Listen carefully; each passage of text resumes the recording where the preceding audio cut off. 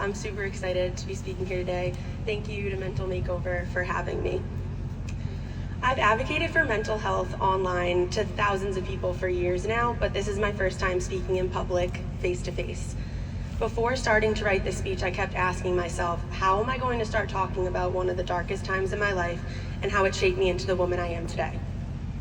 To be honest, I don't think there's a perfect intro. Mental health is imperfect. It ebbs and flows, it lingers or passes, and there's so many phases to it. Let's get into mine. I grew up in a close-knit, loving family, and I had never faced a hardship before my anxiety and depression entered my life. To this day, I still don't know the exact reasoning behind my mental health decline. I always thought there had to be some reason, some why, some direct cause and effect. But there doesn't have to be. And not knowing my why is actually what caused my mental health to continue to decline really horribly in 2016. I tried talk therapy, I tried multiple medications, multiple psychiatrists, multiple therapists, and still was battling the ideation almost daily. It was a full-time job fighting the battles in my head, and I was tired. In comes winter of 2022, I'm lying in my childhood bedroom at my parents' house where I was now living 3 years out of college, another trigger for me. I was having unrealistic and comparative thoughts like, why does everyone else seem to have it together? Why am I so lazy? Why am I so broken? Why can't I just be me? The truth is, I didn't know who I was anymore. A family trip was approaching the next day, and nobody knew just how bad I was battling in my head. I had been keeping this depressive episode to myself, hiding it from family and friends, to prevent myself from having the same conversations that always left me feeling like a burden. My mom came into my room to see if I'd packed for the trip. She found me in a dark room in my bed, head facing the wall, and I told her I need help. She was surprised. I had appeared to be doing well. I said, Mom, I seriously need help. My parents put in the work, who I love so much, they're here today, shout out Mom and Dad.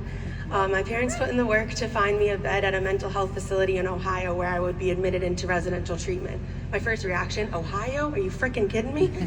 I'm not going to Ohio, I said in a state of shock.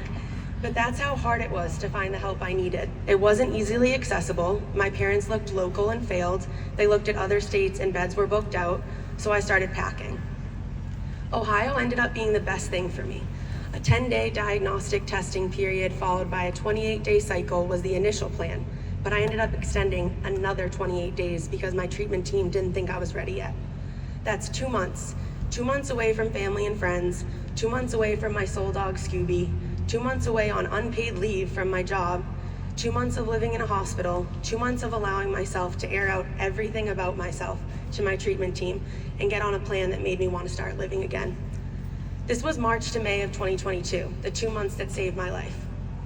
Post-treatment life wasn't easy. The work had to continue. Putting in the work on yourself is the hardest part. You simply have to do it, which can absolutely feel impossible when you're at your worst. If you take anything from my words today, let it be this.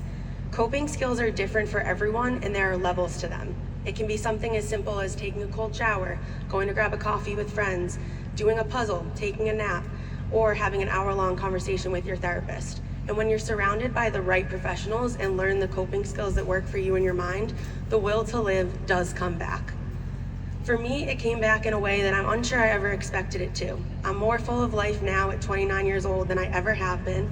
I have control over my mind, for the most part, we all have our days, and I gain the strength and passion to remind others that they are not alone. Working on myself has led me to a newfound confidence and love for life that I never thought I could have. I never thought the bad thoughts would stop. I really never thought it would get better.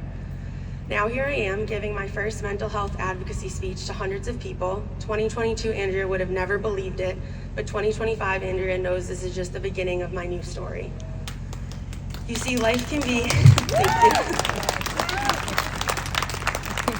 You see, life can be extremely difficult. It challenges all of us, but you know what else is true?